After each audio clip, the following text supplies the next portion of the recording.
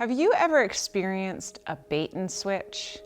Like maybe your friend invites you over for a party, and this probably happens more for the women who are listening right now, but then it turns out to be a sales pitch inviting you to join their business opportunity. Maybe you picked something out in the store thinking that it was going to be a great deal.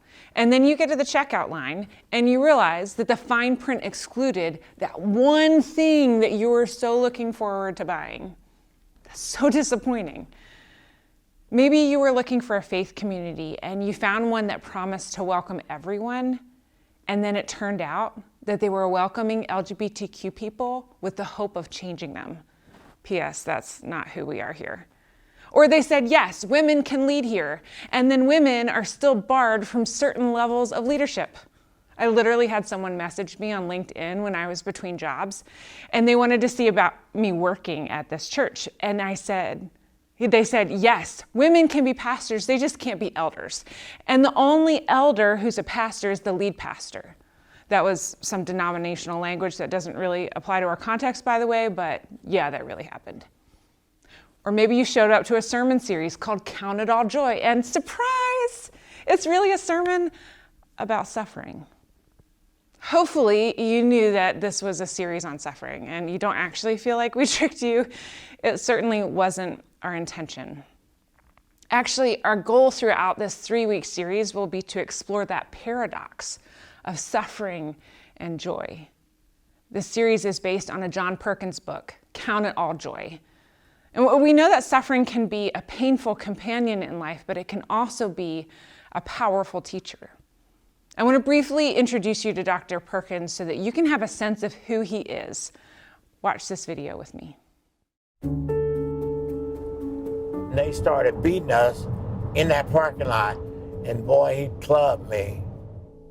The brutality, the pain, I thought they was going to kill me.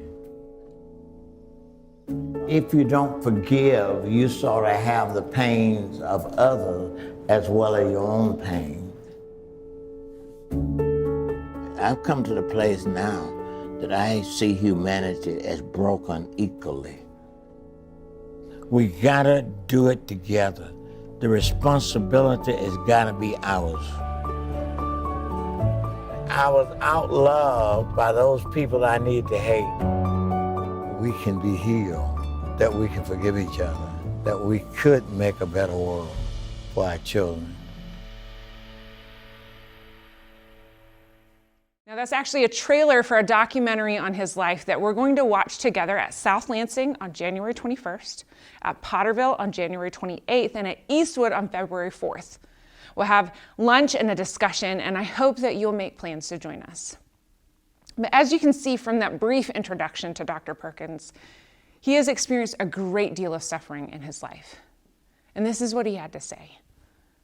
I've learned that true joy is formed in the crucible of suffering, and I want to share this joy that I've found. Wouldn't that be something?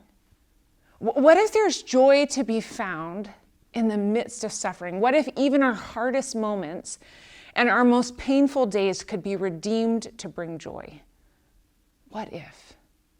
And we're going to pause here for a conversation. Have you ever experienced a bait and switch?